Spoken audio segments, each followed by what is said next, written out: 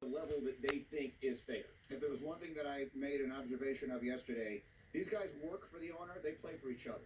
Absolutely. Right? That's the bottom line. Absolutely. So They will always be together. You hear a lot of times in players when they get together, it's, hey, we're playing for one another. Absolutely. Let's play They're for playing each for other. one We're the another. ones, the blood, sweat, and tears. The blood, sweat, and tears, the 8th grade literacy. No matter what happens, You know, I'm listening to these clowns talk about betrayal because the owner said criminals shouldn't run the prison.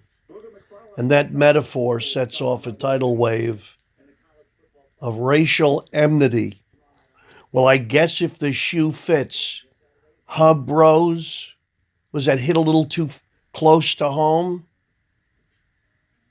These people ought to know about real betrayal.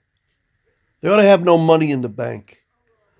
They ought to have their job farmed out and sent out to China or to some other shithole because our political scumbag class say things like, we don't need these manufacturing jobs, and if we just send our people back to school. Whole segments of our society and working class have been destroyed by the idiocy and greed of the Clintons. They can't steal enough.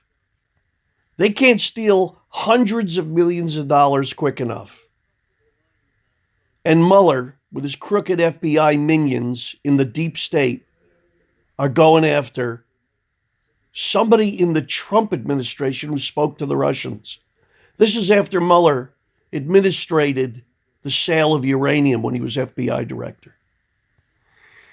I'm going to tell you, this is the crossroads of this nation. This is it. If the Clintons, the Comeys, the Lynches, the Obamas aren't brought up on charges and inevitably put in jail, this country is dead.